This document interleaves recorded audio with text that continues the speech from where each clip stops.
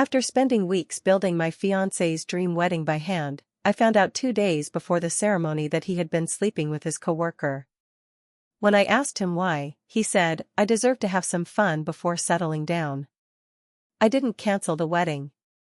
I let everyone arrive, let him stand at the altar, and then played a full-length slideshow of his texts and photos on the big screen, before walking out to a standing ovation. I don't really know how to start this, but I'll just go for it.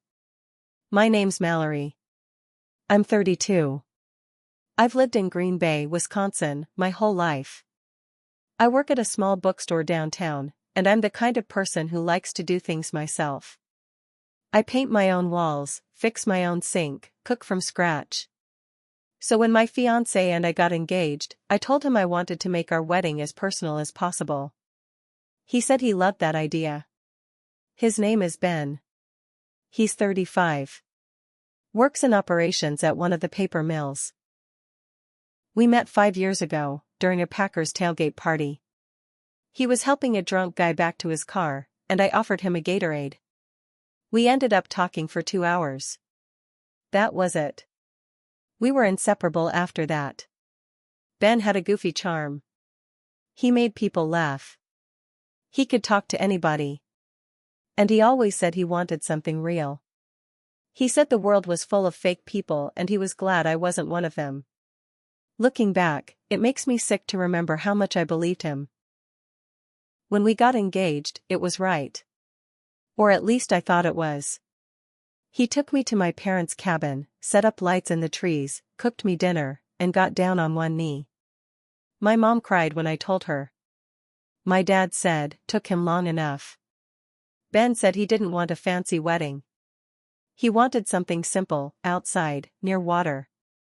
He talked about this lake where his grandpa used to take him fishing. I found the perfect place. A little wooded property a friend of mine's family owned, with a dock, a view, and space for a tent.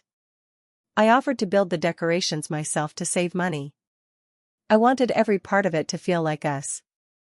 For 6 months, I threw myself into it. After work, I'd go home and paint signs. Weekends were for sanding wood and ordering things in bulk. I taught myself how to make flower arrangements. I borrowed my aunt's sewing machine and made the table runners out of fabric Ben's mom gave me. I folded 300 paper cranes from old book pages because he said he liked the way they looked hanging in the trees. I even printed out quotes from his favorite books and turned them into tiny scrolls for guests to take home. He barely lifted a finger. But I told myself that was okay. He worked long hours. I liked doing it. Around that time, he started talking about Jenna. She was new at his job in marketing. He said she was kind of intense and too emotional, that she kept trying to hang out. I didn't think much of it. He even joked once that she wouldn't survive in the wild. I thought he meant she was helpless or something. Turns out I was the helpless one. He started coming home later. Said they had meetings. Said she needed help with some big project. I asked once, "Why is it always you she needs?" and he got annoyed. Said I was being jealous. I backed off. I met her once. It was at their office Christmas party. She was blonde, wore too much perfume, had this little fake laugh that grated on my nerves. She looked me up and down like I was a puzzle she didn't like. I told Ben later, and he said, "She's just awkward." I told myself to stop being paranoid. 2 days before the wedding, I was at Michael's getting last-minute supplies. I was stressed and sweaty, had glue on my hands. I got a message on Instagram from someone I didn't know. No profile picture. Username was just numbers. The message said, "You don't know me, but I think you should see this before you marry Ben." There were screenshots. Dozens of them. Text messages between Ben and Jenna. Late night ones. Flirty ones. Sexual ones. He told her she made him feel alive again.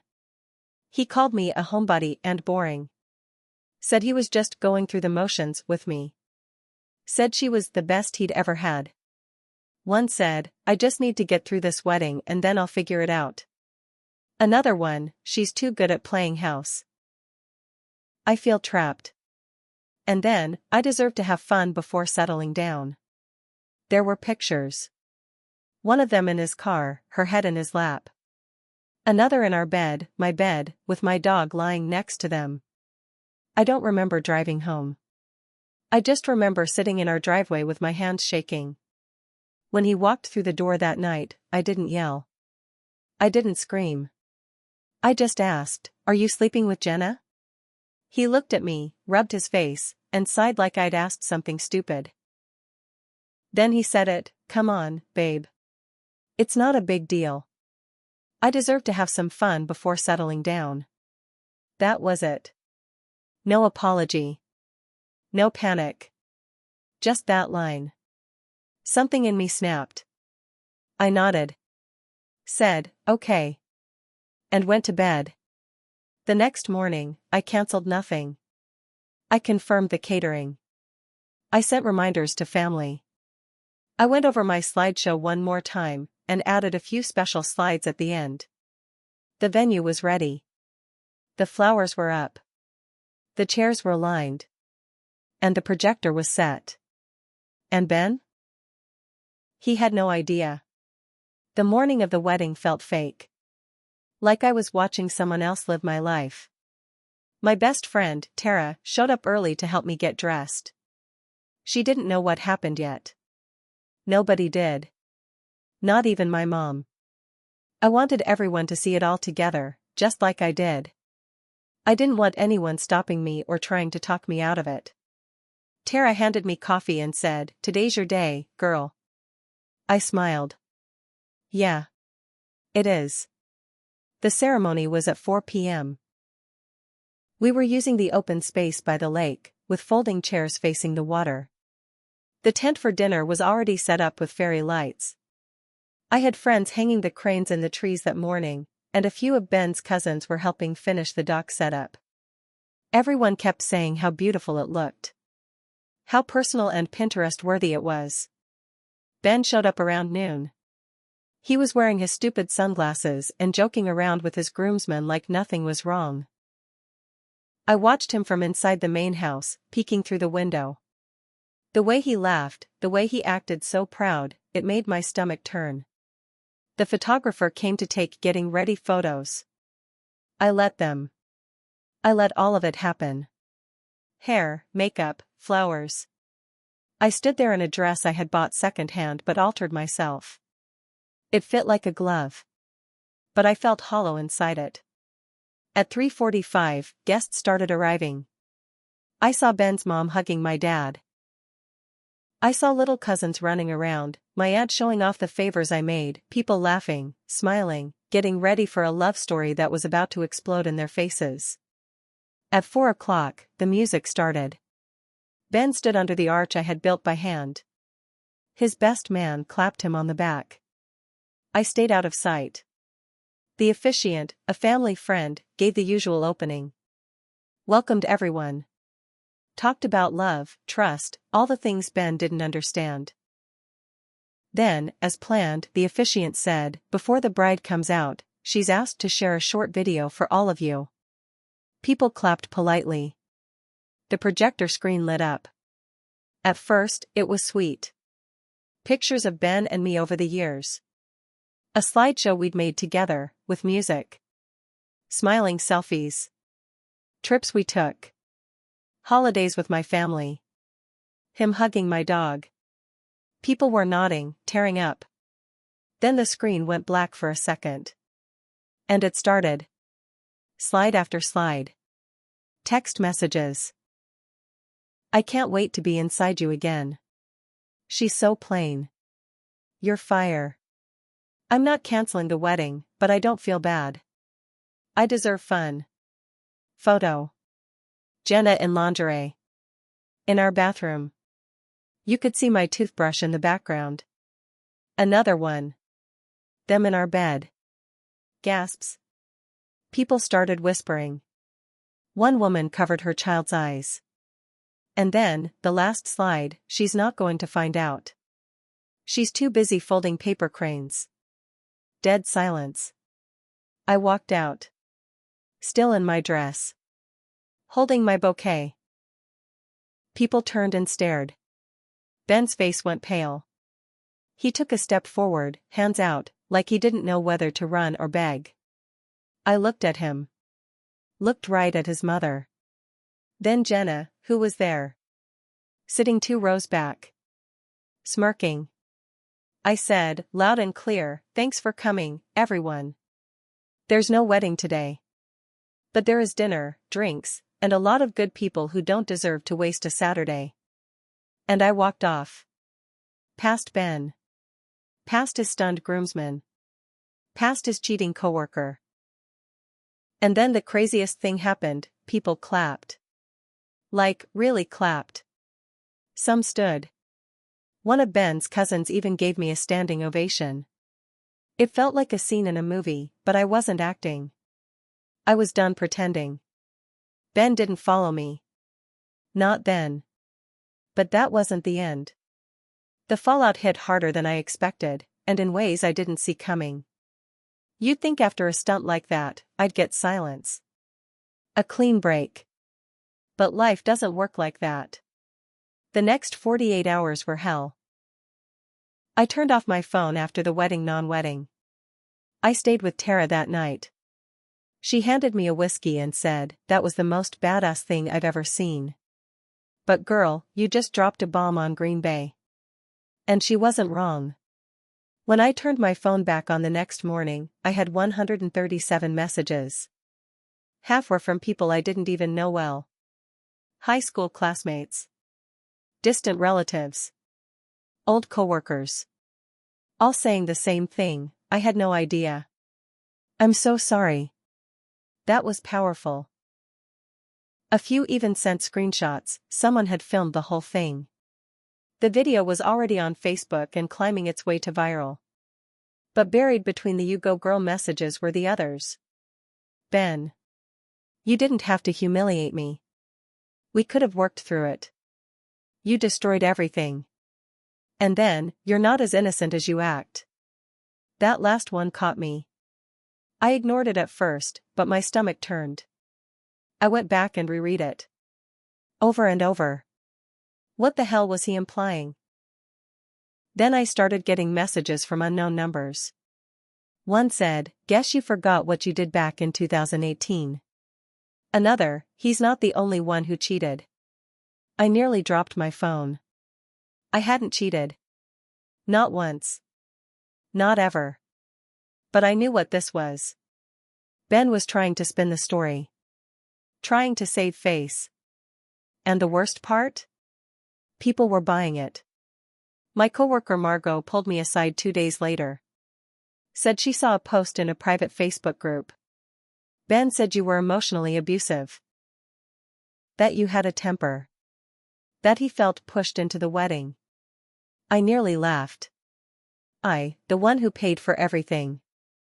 Who worked every spare hour to give him the wedding he wanted. I was controlling? Then came the real twist. Tara called me late one night. "Hey," she said, "you need to hear something." I wasn't gonna say anything, but I think you should know. Turns out, she ran into Jenna's ex-boyfriend at a bar. They got to talking. And he told her Jenna had a history of seducing married or engaged men. Not just once. At least 3 times. And every time, she left a trail. Screenshots. Whisper campaigns. And always blamed the other woman. She liked chaos. She liked destruction. And she didn't just sleep with Ben. She planned it. She even told her ex that Ben was an easy target, that he was too dumb to hide his tracks, and that watching his little bride-to-be cry would be satisfying. She wanted me to find out. She wanted a reaction. I gave her one. But not the one she hoped for. I didn't cry. I exposed them both. But now I had to deal with the fallout, including people who believed their version of events. That's when I decided I wasn't done. Not by a long shot. I don't believe in just sitting with pain. I believe in letting people feel what they gave. Ben and Jenna thought they'd move on, maybe even end up together. They thought I'd shrink away. Cry in silence. Let them rewrite the story. Instead, I gave them a new one to live with. First, I went public. Not just with the video, that had already gone viral. I posted everything. The screenshots. The timeline. The receipts. But more than that, I posted the truth about our relationship. How I worked 2 jobs for a year while Ben went soul searching. How I handled his mother's insults about me being too blue-collar. How I paid the rent alone the month he disappeared on a guy's trip with no warning. I didn't just destroy the wedding. I destroyed the lies he built around who he was. People noticed. His job noticed. See, that paper mill had a policy about internal relationships needing to be reported. Ben never did. Worse, some of the texts took place during work hours. On a work device. I sent the screenshots to HR anonymously, of course. 2 weeks later, I heard from a former coworker of his. Ben was let go. Violation of ethics code. Jenna? She got moved to a satellite office 3 hours away. Apparently, some of the other women in the office came forward too. Turns out Ben wasn't the only guy Jenna had been working late with. They tried to cover it. Pretend they moved on.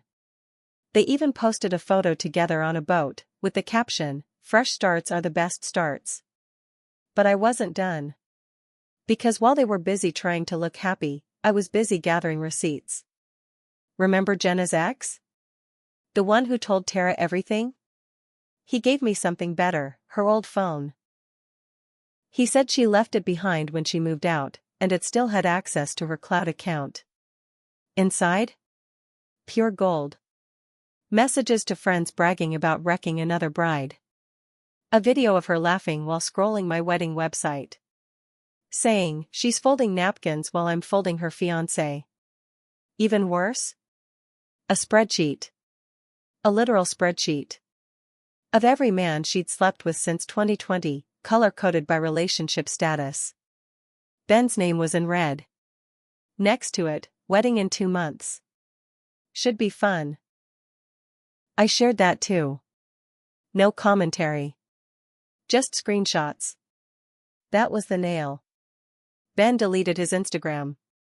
Jenna went quiet. Then one day, her page was gone too. I thought that was it. But then I got a knock on my door. It was Ben. He looked bad. Thinner. Pale. He had a manila envelope in his hand. "I just wanted to give you this," he said. "It's everything you paid for. The ring. The decorations. The catering. I added extra. I know I can't fix what I did." I took the envelope but didn't invite him in. He looked at me, desperate. I messed up. I know that now. She wasn't even worth it. I stared at him. Then said, "You weren't either." And shut the door. But I wasn't perfect. I'll admit it. I held on to the hate too long. I didn't just want justice, I wanted ruin. I wanted people to laugh at them. Point. Whisper. I spent hours making sure their lives didn't just burn, they stayed burned. I lost sleep. I lost time. I lost a bit of myself. But I also gained something. I gained truth. I gained respect. And I gained freedom. The wedding didn't happen. But something better did. I got my life back. And they got exactly what they gave me, only worse. Ben moved out of Green Bay 3 months later. His family stopped inviting him to holidays. Jenna? I don't know where she is now. Last I heard, she tried to start a women's empowerment podcast. It flopped. And me? I'm still here. Still folding things, just not for men who lie. Maybe one day, I'll trust again. Maybe not. But I'll never forget the day I stood in a wedding dress, looked a liar in the eye, and walked away to applause. because that was the day I saved myself. And that, to me, was worth everything.